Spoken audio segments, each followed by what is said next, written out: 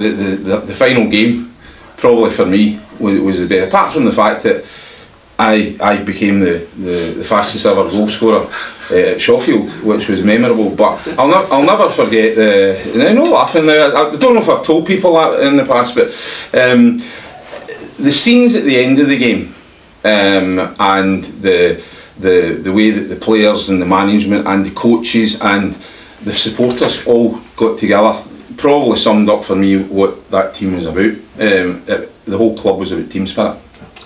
Absolutely. But the game near the end of the season, I think, was at Wraith Rovers at Sheffield. And I remember my wee pal Willie McLean was the manager of Wraith Rovers. And I think they might just been a point ahead of us, I'm not sure, but it was very close with Wraith Rovers. And my most memorable game was, of course, beating wee Willie. Partly because it was the result for Clyde, but partly because I had worked with Willie at Motherwell before that, and he'd gone to Wraith Rovers. Now I'm sure that's the game, but my memory's a wee bit blurred there. But that to me was a memorable game. That was a big crowd that night, wasn't it? Yeah. To me, the season was actually just the whole season, from the start to the finish. It was my most enjoyable season at Clyde, simply because we created a great team spirit. We all played for each other. We all socialised together. We created a social club, and we went away for the weekends. And my wife and Brian's wife Geraldine and Josephine, we all met. And we had a great time together. But it was a whole season for me, not one particular game. I can understand why Brogan did that, because he didn't score many goals, so he scored a goal, so it is memorable for him.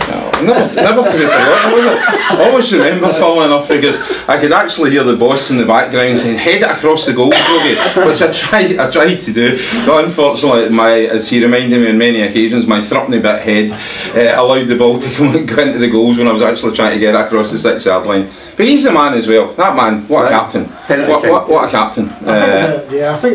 I mean, there's individual memories and there's collective memories, right? The camaraderie team is fantastic, and Craig brought in new players, and every one of them was superb. Not just as players, but actually as individuals. Tommy O'Neill, Brogo, Jimmy Sinclair, Clockerty, Jerry McCabe, it's fantastic. And they all fitted into our setup perfectly. Every player contributed. There was players, Nearly was maybe a wee quiet spell, maybe no scoring. Joe Ward was scoring, Sean was scoring, you know, Jerry Marshall was scoring, players were chipping in. Interesting enough, in Brogo said he scored the fastest goal. I mean, I found out I scored the fastest penalty ever. That's 45 seconds against Berwick, fun enough, you know. So that was quite an individual moment. But that's just a penalty, that's no the collective thing. Obviously being captains and for me was an individual brilliant thing, but the camaraderie in the team was unbelievable. It's a difficult one to actually explain the team spirit that particular year. We've all played at different clubs, and no doubt, boss, you've managed so many, but I just, there was something that I don't think, you can't pinpoint why that camaraderie was there or why the team spirit was there, but it was. It's the personalities, the people involved. Well, the captain's a major issue in any team, and that's an important decision, who's the captain. Well, I inherited Brian as the captain because I think it was Billy McNeil had him as the captain. Now Billy's a shrewd guy, so he has a top captain. I inherited that, and I inherited most of the team. But I looked at my first game, a friendly game against Preston, I think it was, at Sheffield, and 5 of these players we sold, actually. Not just right away, obviously, but we sold. I had a look at them there just now with the lads, and nearly reminded me that I sold him and get money. Imagine getting money from him. By the way, that was late on in my career. We sold Brian to Ayr, you know, we had good money for an equivalent of 40 grand for Brian, but we sold Archibald at Christmas time. We were top of the league at Christmas, and I got an emergency call from the chairman. We must sell a player, and I said, "Oh no, we're top of the league. We'd never go into the red at Clyde. That was the rule. So we've got to sell a player." So I looked about, and usually the forward players get a bit more money. And I thought we might sell Ward or Archibald, and they were the main probable guys that people would buy. So I said to I phoned around every Premier League manager and said, "Come and see, we've a couple of players for sale. In fact, you can buy any player in the club." So I remember Jim McLean coming and he watched us play and he says, "Archibald will never be a player." That's true, that's me, Jim. So he's the most knowledgeable manager about it, but that's his opinion of Stevie Archibald. Well, we did sell him right away at Christmas, and that broke my heart because we only get 25, so a good manager, I was 25,000. And later he went for 800,000, then 1 million. So I did a bit the same with Ferguson too, sold him for 60 grand and St Mirren sold him for 1 million. So I didn't do too well in terms of the income, but we sold 5 of that team that I started with, and another, I think another 6 or 7 after that.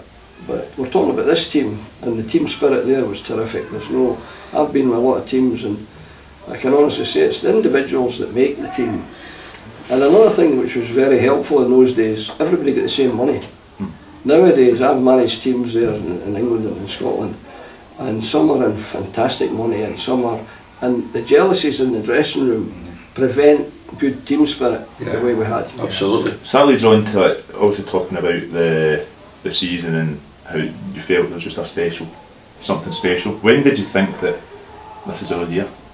What we are going to win the league? Christmas time, I thought. Christmas, I would say Christmas, by that time Jerry McCabe had arrived, Brogy had arrived, Mark Clockett had arrived, Tommy O'Neill had arrived, and all of a sudden we went from a team that was up there potentially to win it. And after that I felt we were always going to win it. Yeah. I think the spirit was there, we were all confident in each other's ability. I think after January, around about January onwards, I thought we nearly blew it. We nearly blew it. We lost a couple of games near the end and we nearly blew it, but we came good in the end. Well, we're going on to the park expecting to win, not hoping to win. And it didn't matter if the opposition scored 2, we'll score 3. If they scored 4, we'll score 5. It was that kind of attitude that I felt that the spirit shone through, that we'll win regardless. I remember I fought with the chairman at Christmas time because Big Billy was going to buy Archibald, and Archibald was a midfield player with us. He wasn't a striker, and I said, we're top of the, I remember Kane, we're top of the league, we're top of the league. He says, oh, you'll just have to replace him. So here's the replacement. And we continued to be top of the league. You know, in fact, we improved our league position. I think the other thing is as well is that when you start the season, I mean that from a personal point of view again, the shambolic year we had the year before, it was such a change to have a bit of stability with Craig coming in and introducing the ball much more than just running, because to be fair, when you're training 2 nights, 3 nights, you spend the bulk of your time trying to just get fit, so you actually start getting the ball, was really good as well. But I think for me what actually happened about Christmas time, you can see the camaraderie was there, but because you're up there battling, training becomes easier. Yeah, that's good. You know, team spirit becomes easier. So in terms of training, who was the best trainer? I think I was the best trainer. By the way, I led the example. I don't think anyone would argue that. I trained hard as well, but I did try. I gave it 100% effort. But if it was coming to running and flat running, he was the man.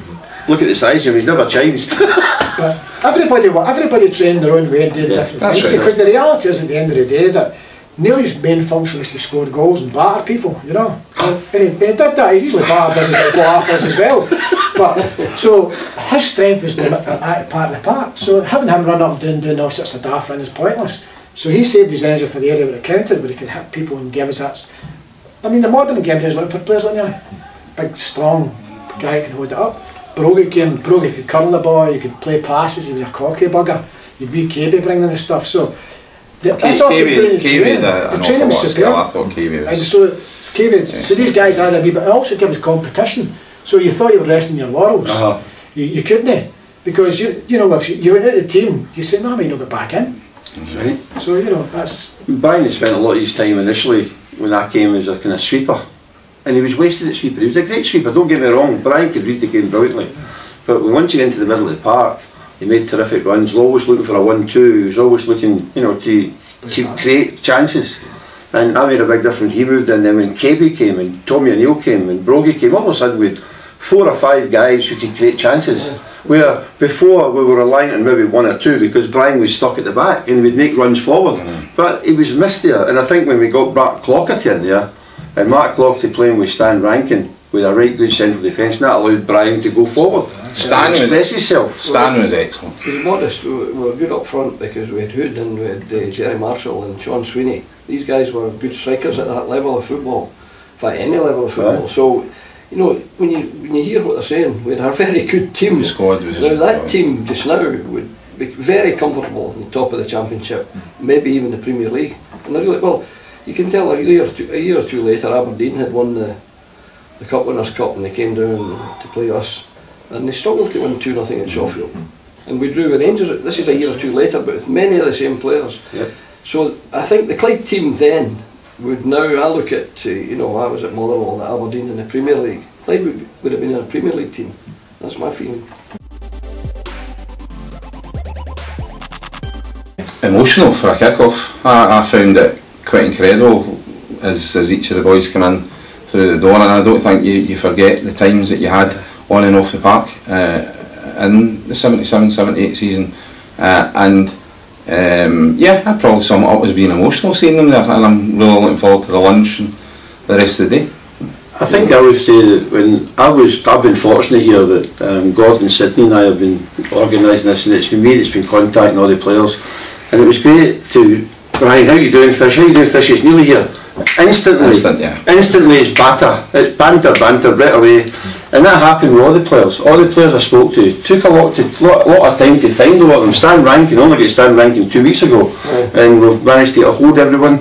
Every player was delighted to come back, and they all wanted to come back. That tells you what it was. Then only Jerry Marshall's the only one who decided not to come along. Sean Sweeney's in hospital, he's had a bad fall. Tommy Neal's working for Aberdeen, Craig wouldn't give him the day off. Sunderland, wee Jimmy's trying to get Sunderland into the 2nd division, so he's working down there. So basically,